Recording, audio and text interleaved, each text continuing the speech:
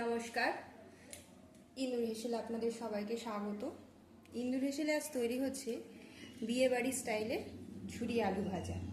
তার জন্য এখানে আমি আলুগুলোকে ছাল ছাড়িয়ে ভালো করে ধুয়ে নিয়েছি, আর নিয়েছি এই এক গ্রেটার, যেটার এই বড় দিকটা দিয়ে আমি আলুগুলোকে গ্রেট করে নেব।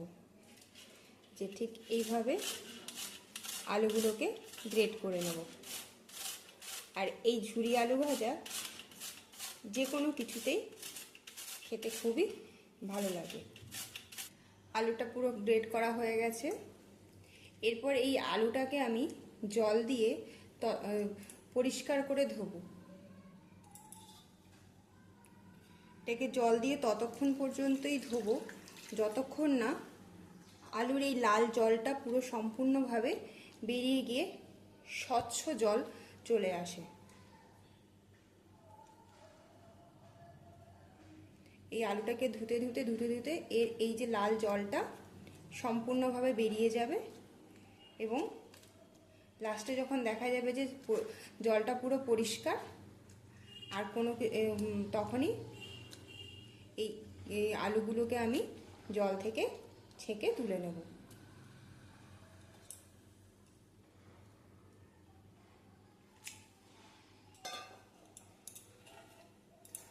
এটাকে ভালো করে চটকে ধুয়ে এনে এবার অন্য পাত্রে আমি এগুলোকে তুলে নেব, দিয়ে বারবার ধরে এরকমভাবে ধুয়ে নেব।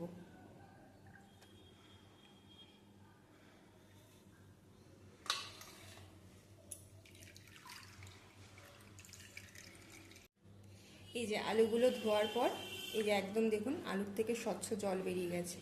এবার এই জলটা থেকে আলুগুলোকে ছেঁকে তুলে নিয়ে আমি ফ্রিজের ঠান্ডা জলে আলুটাকে 20 থেকে 25 মিনিট ভিজিয়ে রেখে দেব।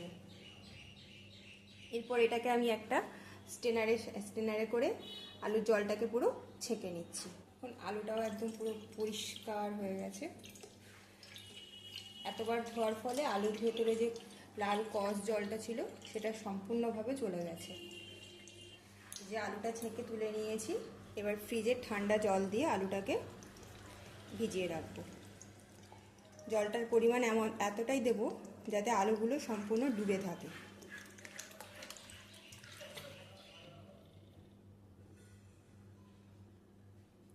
তাই আলুটা ভেজানো থাক।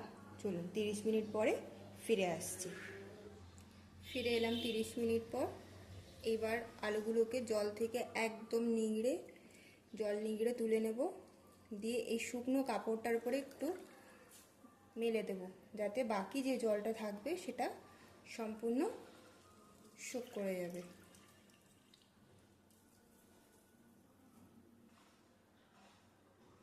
এরকমভাবে এখান থেকে তুলে ভালো করে জল নিংড়ে এটার উপরে মেলে দেব।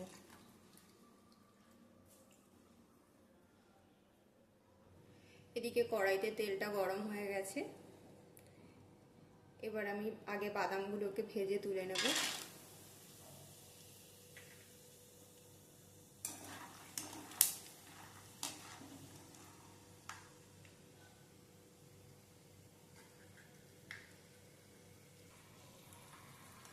বাদামগুলো ভাজা হয়ে গেছে, আমি তেল থেকে ছেঁকে তুলে নিচ্ছি।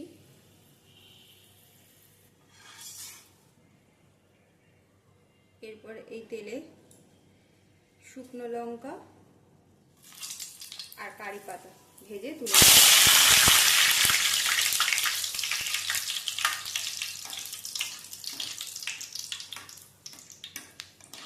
শুকনো লঙ্কা আর কারি পাতা ভাজা হয়ে গেছে, তুলে নিচ্ছি। এরপর আলুগুলো দিয়ে লো ফ্লেমে আস্তে আস্তে আলুগুলো ভেজে নেব।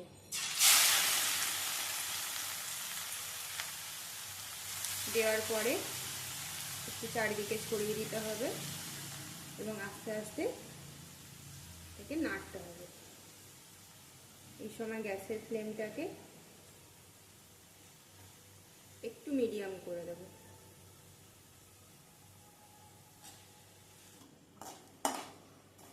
এই দেখুন আলুটা ভাজা হয়ে গেছে। একদম ঝুরঝুরে হয়েছে। এরপর আমি তেল থেকে এটাকে ছেঁকে তুলে নেব। দেখুন একদম ঝুরঝুরে হয়েছে আলু ভাজাটা। এই যে আমাদের আলু ভাজা কমপ্লিট, দেখুন একদম পুরো ঝুরঝুরে হয়েছে। এরপর এতে দিয়ে দেব ওই ভেজে রাখা কারি পাতা আর বাদামগুলো।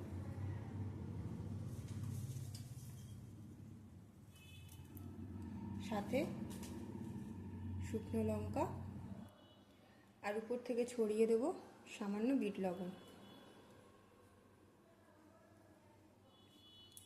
দিয়ে ভালো করে এটাকে মাখিয়ে নেব।